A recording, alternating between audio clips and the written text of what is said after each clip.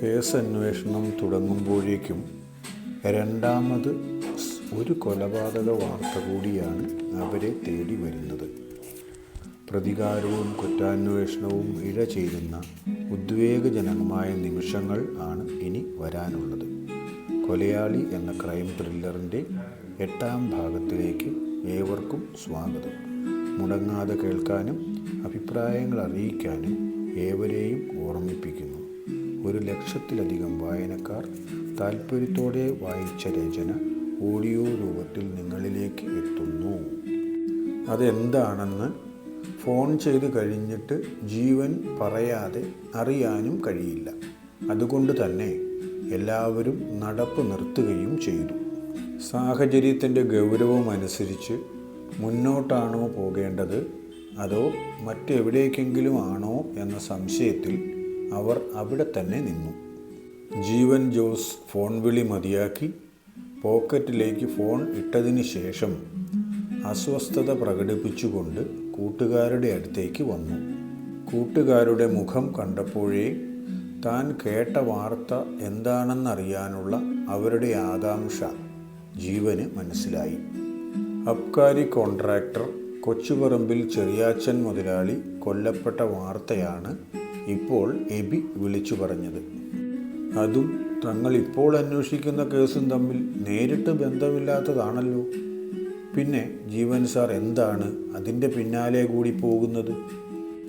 അതോ അദ്ദേഹത്തിൻ്റെ പോലീസ് ബുദ്ധിയിൽ ഈ രണ്ട് കാര്യങ്ങളും തമ്മിൽ യോജിപ്പിക്കാവുന്ന എന്തെങ്കിലും കണ്ണികൾ കിട്ടിയിട്ടുണ്ടാകുമോ? എല്ലാ കാര്യങ്ങളും പരസ്പരം പങ്കുവയ്ക്കാറില്ലെങ്കിലും എന്തെങ്കിലും കാണാതെ അദ്ദേഹം ആ കാര്യത്തിൽ ഒരു താല്പര്യമെടുക്കില്ല. എന്തെങ്കിലും സംശയം തോന്നിയാൽ അത് മനസ്സിൽ വച്ചിരിക്കുന്ന സ്വഭാവം രഞ്ജിത്തിന് തീരെയില്ല. അതുകൊണ്ട് അയാൾ അപ്പോൾ തന്നെ ജീവൻ ജോസിനോട് ചോദിച്ചു, അയാളുടെ കൊലപാതകവും ഇപ്പോൾ നമ്മൾ നടത്തുന്ന അന്വേഷണവും തമ്മിൽ ബന്ധപ്പെടുത്താൻ കഴിയുമെന്ന് സാറിന് തോന്നുന്നുണ്ടോ? എൻ്റെ മനസ്സിൽ അങ്ങനെ ഒരു തോന്നൽ ശക്തമായി ഉണ്ട്. പക്ഷേ അതിനെ സാധൂകരിക്കാവുന്ന തെളിവുകളൊന്നും ഇപ്പോൾ എൻ്റെ കൈവശമില്ല. പക്ഷേ ചില ബന്ധങ്ങൾ കാണുന്നുണ്ട്. ജീവൻ ജോസ് കുറേ കൂടി വ്യക്തമായി കൂട്ടുകാരോട് പറഞ്ഞു കൊടുത്തു. ഉറപ്പായും 2 കേസുകളും തമ്മിൽ ബന്ധമുണ്ടെന്ന് പറയാൻ മാത്രം ഇപ്പോൾ കഴിയില്ല. എന്നാലും അത് ഒരു സാധ്യത മാത്രമാണ്. ആ സാധ്യതയാണ് കേസിൻ്റെ കാര്യം കൂടി അന്വേഷിക്കാൻ തന്നെ പ്രേരിപ്പിക്കുന്ന ഘടകം. അന്ന് കൊല ചെയ്യപ്പെട്ട വാസു ഉമ്മച്ചൻ്റെ വലങ്കയ്യായി നിന്ന് പല കൊള്ളരുതായ്മകൾക്കും കൂട്ടുനിന്നയാളാണ്. ഉമ്മച്ചനാണല്ലോ ചാത്തൻപറമ്പിൽക്കാരുടെ സ്ഥലം വാങ്ങിയതായി പറയുന്നത്. വാങ്ങിയത് തന്നെയാണെന്ന് ഉറപ്പിക്കാനായില്ലെങ്കിലും ഇപ്പോൾ ആ സ്വത്ത് ഉമ്മച്ചൻ്റെ കയ്യിലാണ്. അതുതന്നെ നേരായ രീതിയിലുള്ള ഒരു കച്ചവടമാണെന്ന് നമുക്ക് തെളിവ് കിട്ടിയിട്ടില്ല. തന്നെയുമല്ല, പീതാംബരൻ്റെ മൊഴി പ്രകാരം അവർ ആ സ്ഥലം വിൽക്കാൻ താൽപ്പര്യപ്പെട്ടിരുന്നില്ല എന്നാണ് മനസ്സിലാക്കാവുന്നത്. അങ്ങനെയാണെങ്കിൽ ഒരു ബലപ്രയോഗത്തിലൂടെയോ ഒരു ചതിയിലൂടെയോ ആ സ്ഥലം അവർ കൈക്കലാക്കിയതാണ് എങ്കിൽ ഈ വാസുവിനും ചെറിയാച്ചനും ഒക്കെ അതിൽ പങ്കുണ്ടാകും. അങ്ങനെയാണെങ്കിൽ വാസുവിൻ്റെ കൊലപാതകവും ഇവരുടെ തിരോധാനവും തമ്മിലും എന്തെങ്കിലുമൊക്കെ ബന്ധങ്ങൾ ഉണ്ടായേക്കാം. ചെറിയാച്ചനും ഉമ്മച്ചൻ്റെ സഹോദരനാണ് എന്നത് തന്നെ താൽപ്പര്യപ്പെടുത്തുന്ന ഘടകമാണ്. എന്താണെങ്കിലും ഇപ്പോൾ നമുക്കൊരു കാര്യം ചെയ്യാം. ആ സ്ഥലം വരെ ഒന്ന് പോകാം. ഞാൻ അങ്ങോട്ട് ചെല്ലുമെന്ന് എബിയോട് പറഞ്ഞു.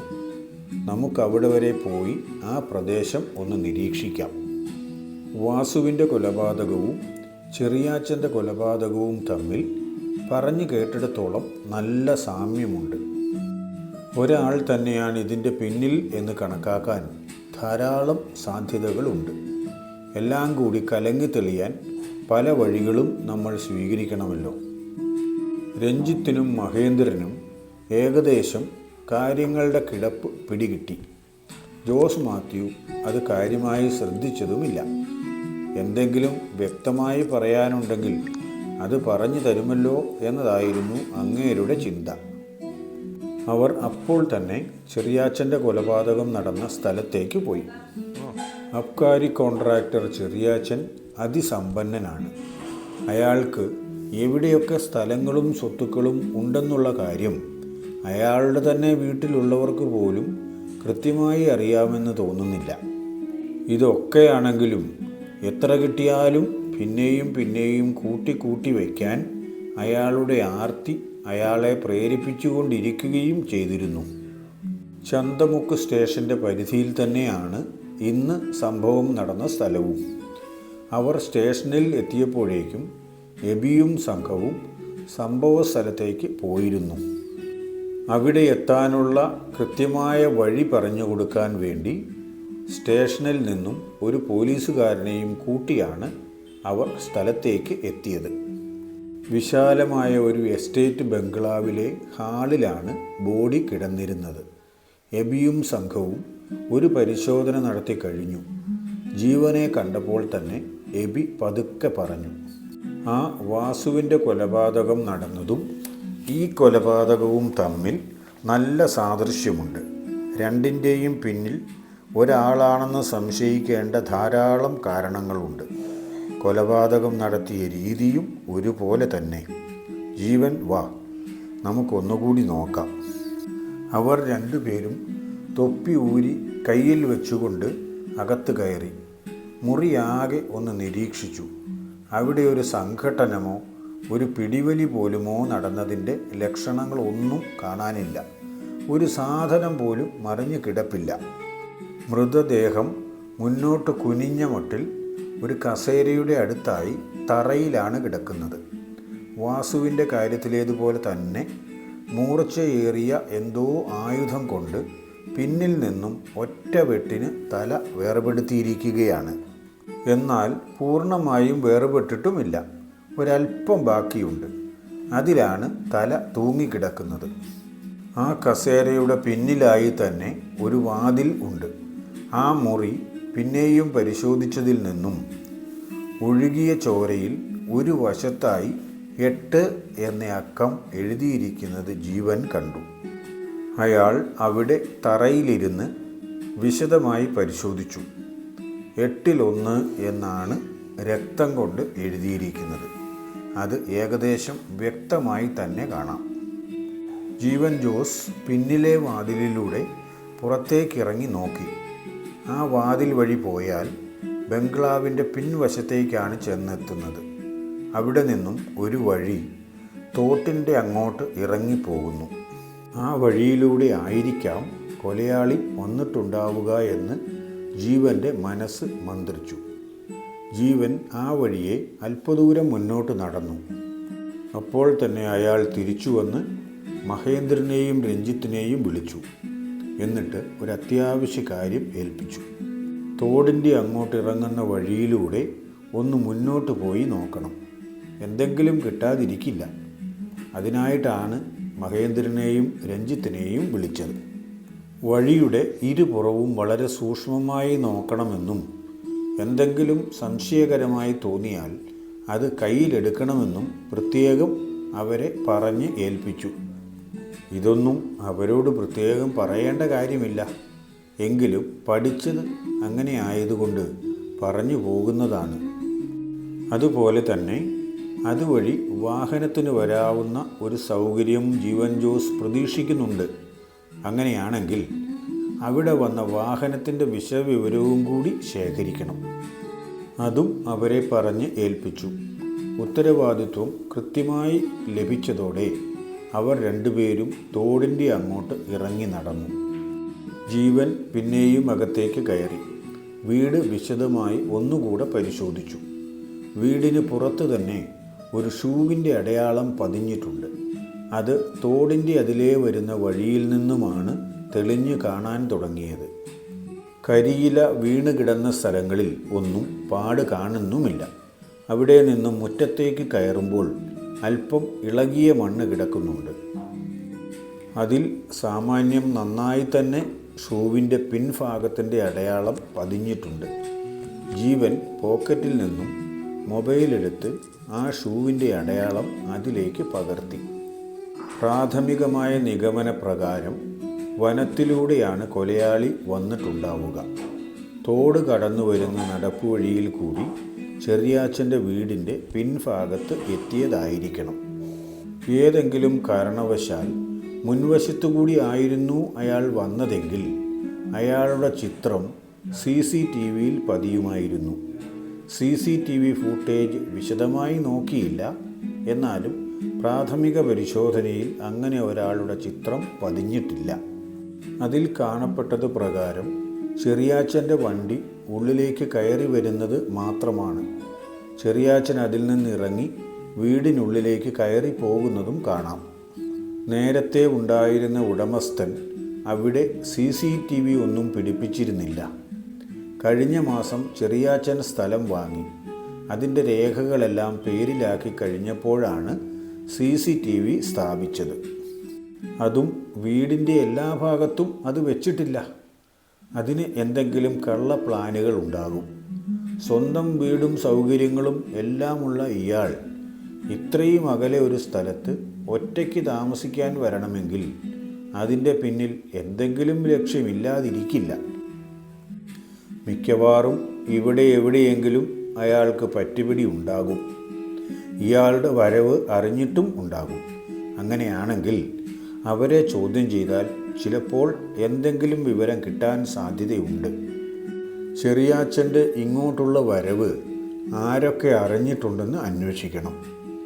സ്ഥിരമായി അങ്ങനെ ഒരു ദിവസം വരാറുണ്ടെന്ന് പറയാനായിട്ടില്ല. സ്ഥലം വാങ്ങിയിട്ട് തന്നെ ഇത്ര ദിവസമല്ലേ ആയുള്ളൂ. ഇനി സ്ഥലം വാങ്ങുന്നതിന് മുൻപ് തന്നെ പഴയ ഉടമസ്ഥൻ്റെ ചങ്ങാതിയായിട്ടെങ്ങാനും ഇവിടെ ഇയാൾ വരാറുണ്ടായിരുന്നോ എന്നും പറയാൻ പറ്റില്ല. എന്താണെങ്കിലും വിശദമായി അതിനെപ്പറ്റി ഒന്ന് അന്വേഷിക്കണം. വീടും പരിസരവും വിശദമായി തന്നെ നോക്കിക്കഴിഞ്ഞ് ജീവൻ ജോസ് വീടിൻ്റെ മുന്നിലേക്ക് എത്തി. അവിടെ അപ്പോൾ നാട്ടുകാരിൽ ചിലർ വന്നിട്ടുണ്ടായിരുന്നു. അവരോട് എബി വിവരങ്ങൾ തിരക്കുകയായിരുന്നു. പ്രധാനമായും അവർക്ക് അറിയേണ്ടത് ചെറിയാച്ചൻ ഇന്നലെ ഇവിടെ വരും എന്ന വിവരം അറിയാവുന്ന ആരെങ്കിലും ആ കൂട്ടത്തിൽ ഉണ്ടോ എന്നാണ്. അയാളുടെ വരവിൻ്റെ ഉദ്ദേശം എന്താണെന്ന് അറിയണമായിരുന്നു.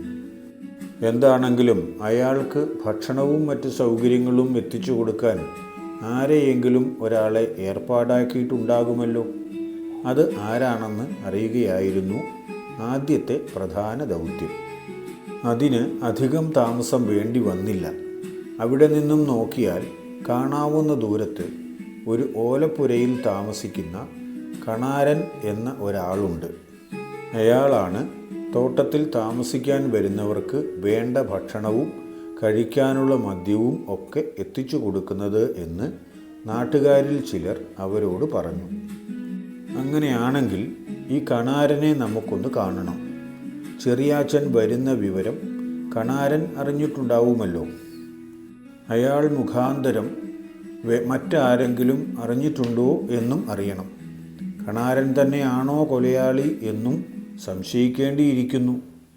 എബി പറഞ്ഞതിന് പ്രകാരം നാട്ടുകാരിൽ ഒരാൾ കണാരനെ വിളിക്കാൻ പോയി.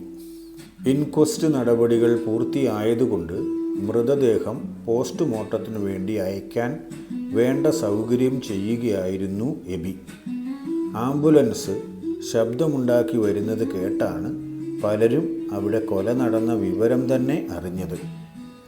അറിഞ്ഞ ഉടനെ തന്നെ ആളുകൾ ഓരോരുത്തരായി അങ്ങോട്ട് എത്തിത്തുടങ്ങി. കുറേ പേരൊക്കെ പണിക്ക് പോയിരിക്കുകയാണ്.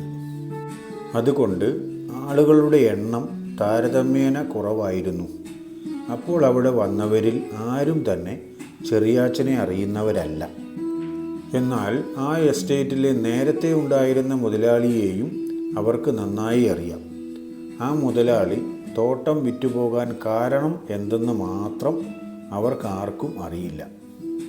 സാമാന്യം നല്ല രീതിയിൽ വരുമാനമുള്ള ഒരു എസ്റ്റേറ്റ് ആയിരുന്നിട്ട് കൂടി അത് എന്തിനാണ് വിറ്റതെന്ന് അവർക്കെല്ലാവർക്കും സംശയമുണ്ടെന്ന് മാത്രം. നിങ്ങൾക്ക് അങ്ങനെ സംശയമുണ്ടായിരുന്നെങ്കിൽ നേരത്തെ മുതലാളിയോട് തന്നെ ചോദിക്കാമായിരുന്നില്ലേ? അതിന് എസ്റ്റേറ്റ് വിൽക്കുന്ന വിവരം ഞങ്ങളാരും അറിഞ്ഞിട്ടില്ലല്ലോ പഴയ മുതലാളിയെ കാണാത്തതുകൊണ്ട് ഈയിടെ ഒന്ന് അന്വേഷിച്ചപ്പോഴാണ് അറിയുന്നത് അയാൾ സ്ഥലം വിറ്റുപോയി എന്നും ഇപ്പോൾ ഈ നാട്ടിൽ ഇല്ലെന്നും ഉള്ള കാര്യം. സ്ഥലം വാങ്ങുകയും വിൽക്കുകയും ഒക്കെ ചെയ്യുന്നത് സാധാരണ കാര്യമല്ലേ? അതിൽ അതിശയിക്കാനൊന്നുമില്ല. അതിന് പല കാരണങ്ങളും ഉണ്ടാകും. അതിൻ്റെ പിന്നാലെ ഒന്നും പോകാതിരിക്കുന്നതാണ് നല്ലത്. ഇപ്പോൾ 2 പേരുടെ വരവാണ് ജീവൻ പ്രതീക്ഷിക്കുന്നത്. ഒന്ന്, വനത്തിലൂടെയുള്ള വഴി അന്വേഷിച്ചു പോയ മഹേന്ദ്രനും രഞ്ജിത്തും ഇതുവരെയും തിരിച്ചെത്തിയിട്ടില്ല. വായിക്കുകയും കേൾക്കുകയും ഒക്കെ ചെയ്യുമ്പോൾ തോന്നുന്ന അഭിപ്രായങ്ങളും ഉണ്ടായ കുറവുകളും കമൻറ്റ് ബോക്സിൽ കുറിച്ചേക്കണേ. കുറിച്ചായാലും മതി. കൂട്ടുകാർക്കും വീട്ടുകാർക്കും ഷെയർ ചെയ്ത് കൊടുക്കാനുള്ള നല്ല മനസ്സ് നിങ്ങൾക്കുണ്ടാകും എന്ന് ഞാൻ വിശ്വസിക്കുന്നു. ഒന്ന് ലൈക്ക് ചെയ്ത് വിട്ടാൽ തന്നെ വലിയ ഉപകാരം. നാളെ അടുത്ത ഭാഗവുമായി വരുന്നത് വരെ എല്ലാവർക്കും നന്മ നേരുന്നു. നല്ല ദിവസം ആശംസിക്കുന്നു. ഓക്കേ.